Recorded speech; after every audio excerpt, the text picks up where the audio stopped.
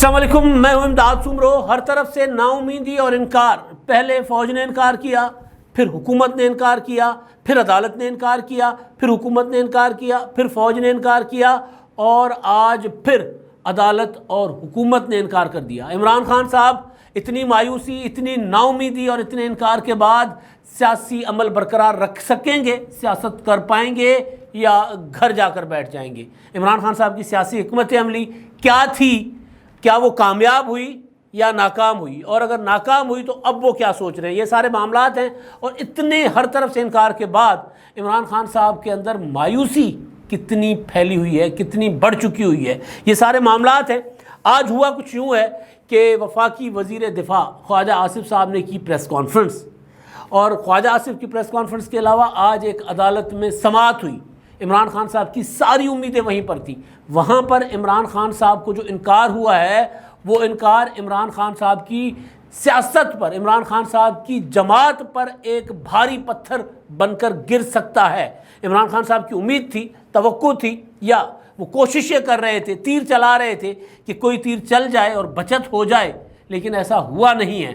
تو پہلے خواجہ آصف صاحب آج انہوں نے پریس کانفرنس کی اپنے اتحادی وزراء کے ساتھ، اور اس میں انہوں نے واضح الفاظ میں کہا کہ جی عمران خان صاحب کو وہ جو امریکی سازش کا ایک معاملہ عمران خان صاحب لے کر چل رہے ہیں، ان کا بیانیہ ہے کہ جو ان کے خلاف تحریک عدم اعتماد ایک امریکی سازش کے تحت آئی تھی، اب اس پر تو سفیر بھی کھل کر سامنے آ گئے ہیں کہ عمران خان صاحب نے جس طرح امریکی سازش کا ایک بیانیہ اپنے آپ کو سیاسی فائدہ پہنچانے کے لیے گھڑا بنایا یا پروپیگیٹ کیا، تو اس کا پاکستان کو سفارتی سطح پر دنیا جہان میں کتنا ایک نقصان ہوا۔ بی بی سی پر ایک طویل اسٹوری سفیروں کو کہ جو ہے گپ شپ پر مبنی شائع کی ہوئی ہے، اور جس میں بتایا گیا کہ عمران خان صاحب کس طرح پروپیگیٹ کر رہے تھے۔ کچھ سفیر ان کے حق میں ہیں، لیکن ایک رائے جو ہے وہ زیادہ تر وہ یہ ہے کہ عمران خان صاحب نے پاکستان کے سفارتکاری کے عمل کو بہت بڑا دھچکا پہنچا ہے، بہت بڑا نقصان پہنچا ہے، اور اگر سفارتکاری کے عمل کو نقصان پہنچتا ہے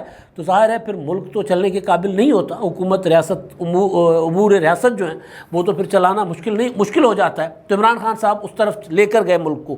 تو وہ والے معاملے کو لے کر عمران خان صاحب نے ایک دو مطالبات کیے تھے۔ ایک مطالبہ یہ کہ فوراً انتخابات چاہیے، مجھے ابھی کے ابھی انتخابات چاہیے، اعلان کرو، اور دوسرا یہ کہ جوڈیشل کمیشن بنایا جائے، فوراً جوڈیشل کمیشن بنایا جائے۔ عمران خان کی حکومت جانے کے بعد جو اپنا حکومت بنی، شہباز شریف نے ایک کمیشن، اعلیٰ سطحی کمیشن بنانے کا اعلان کیا قومی اسمبلی میں خطاب میں، اور اس کے بعد قوم سے خطاب میں بھی انہوں نے اس طرح کا اشارہ دیا کہ اگر اس طرح کی چیز ہم ساتھ مل کر چلنا چاہتے ہیں، کوئی کمیشن بناتے ہیں، بیٹھ کر اس معاملے کو دیکھ لیتے ہیں، اور اگر اس میں ثابت ہوتا ہے کہ کہیں کوئی سازش کا ہلکا سا بھی پہلو نکلتا ہے تو جی ہم حکومت کی سیاست بھی چھوڑ دیں گے۔ عمران خان صاحب نے اس کو تسلیم کرنے سے انکار کر دیا تھا۔ اور دوسرا انتخابات کا معاملہ تھا، تو عمران خان صاحب کو واضح الفاظ میں کہہ دیا گیا تھا کہ انتخابات تو نہیں ملنے آپ کو، انتخابات ہوں گے 2023 میں، اسمبلی اپنی مدت پوری کرے گی، حکومت اپنا کام پورا کرے گی، اور اس کے بعد مدت پوری ہونے کے بعد ہوں گے انتخابات۔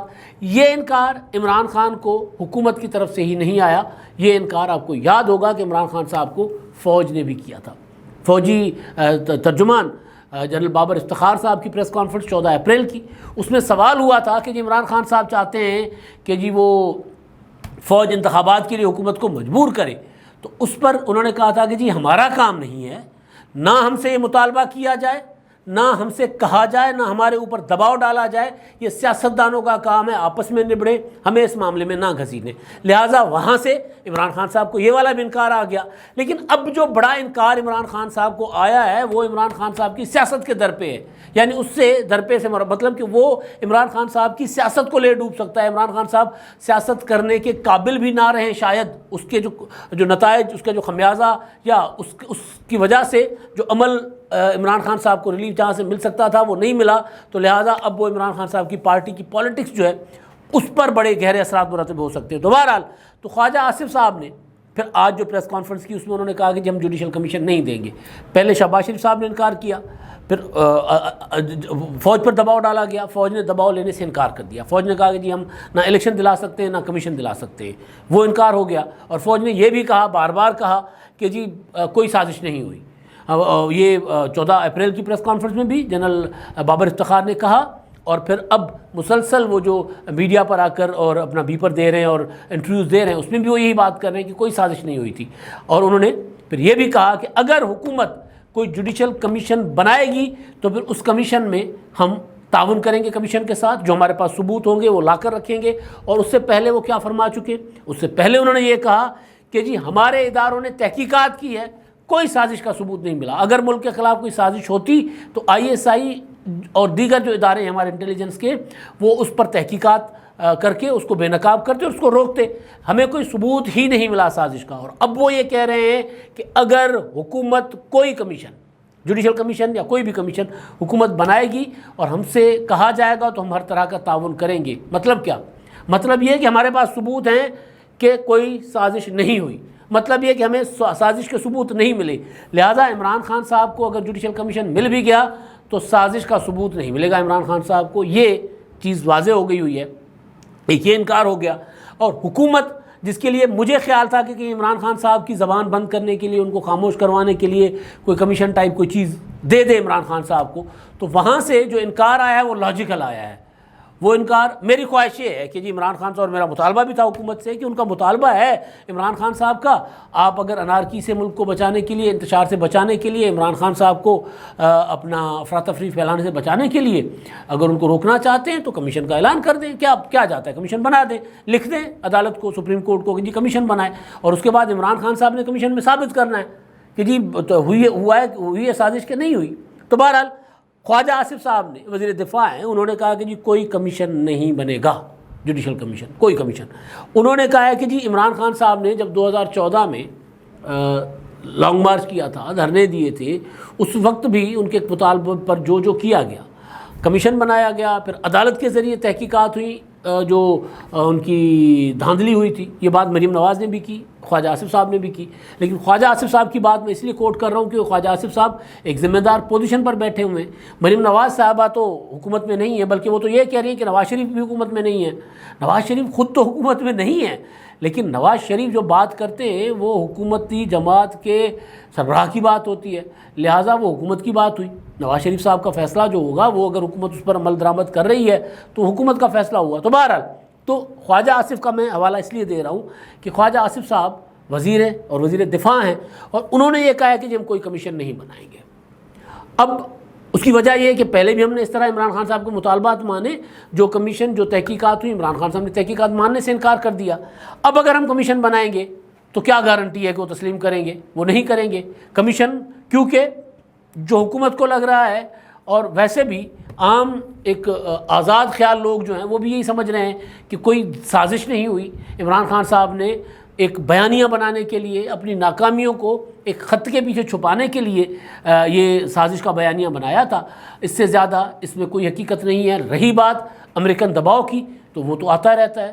ہم بطور پاکستان، بطور پاکستانی ریاست، ہم جن ممالک کے ساتھ تعلقات میں ہوتے ہیں ان ممالک پر اپنے مطلب کی باتوں پر دباؤ ڈالتے ہیں، اور یہی کچھ ہوتا ہے دنیا جہان میں.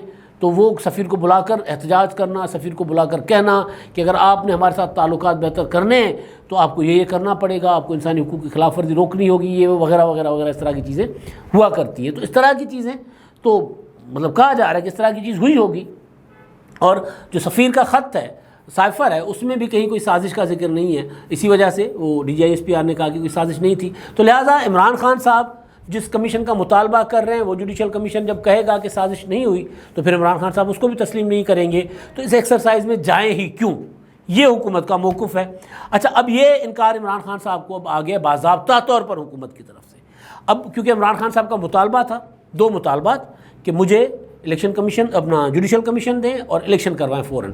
دونوں مطالبات ہو گئے مسترد، ایک جگہ سے نہیں، دو جگہ سے، اسٹیبلشمنٹ کی طرف سے بھی اور حکومت کی طرف سے بھی. عمران خان صاحب کے صدر مملکت عارف علوی، بلکہ وہ عمران خان کے صدر ہیں، مملکت کے صدر تو ہیں نہیں، ان کا کوئی کام ریاست کے صدر والا تو ہے نہیں.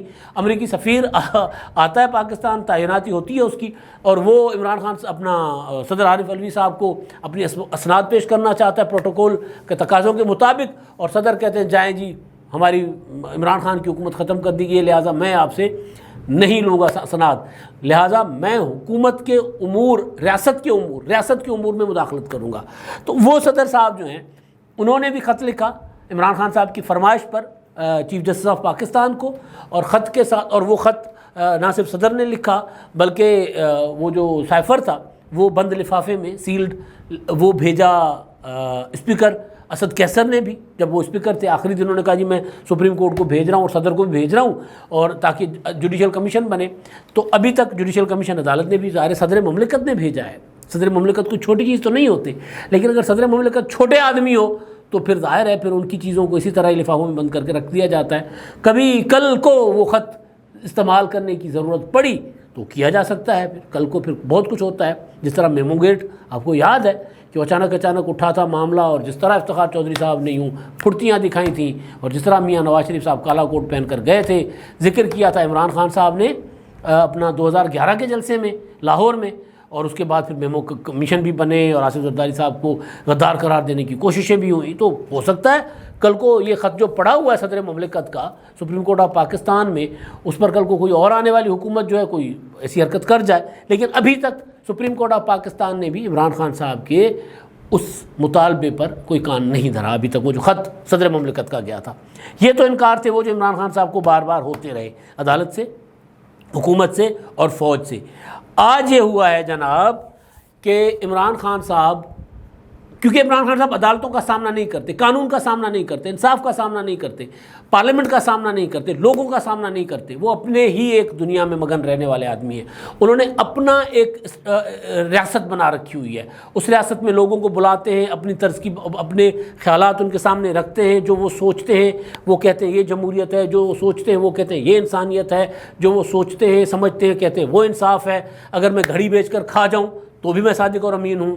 اگر میں ملک ریاض سے ہیروں کے ہار لوں تو بھی میں صادق اور امین ہوں. اگر میں 5 کیرٹ کی جو کا ہیرا لوں تو بھی میں صادق اور امین ہوں. اگر میں 558 کینال زمین ملک ریاض سے الاٹ کرواؤں تو بھی میں صادق اور امین ہوں. اور اگر میں اپنا ملک ریاض کو ریاست پاکستان کے 50-55 ارب روپے دان کر دوں تو بھی میں صادق اور امین ہوں. یہ عمران خان صاحب کا اپنا مائنڈ سیٹ ہے نا. تو لہٰذا عمران خان صاحب جو ہیں وہ قانون کا سامنا نہیں کرتے. ان کے اوپر فارن فنڈنگ کیس، یا جس کو عدالت نے منع کیا کہ اس کو foreign funding case, election commission نے کہ اس کو فارن فنڈنگ کیس نہ کہیں، ممنوعہ فنڈنگ کیس کہیں.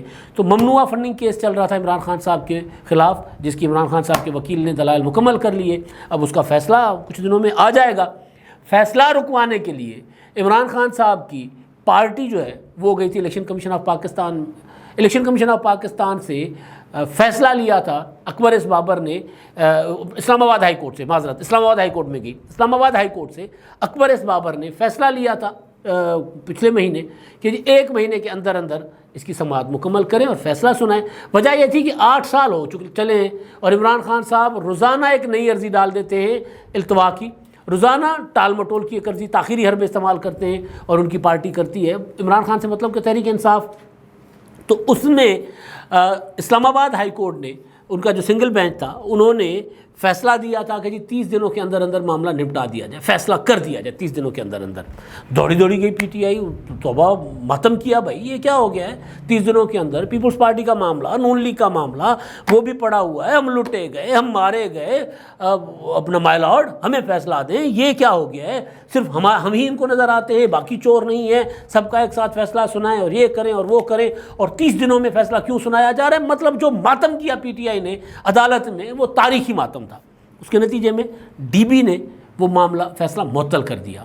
معطل کر کے الیکشن کمیشن کو کہا کہ جی آپ سنیں، اور 30 دن کی کوئی پابندی نہیں ہے، آپ سنیں، اکارڈنگلی سنیں.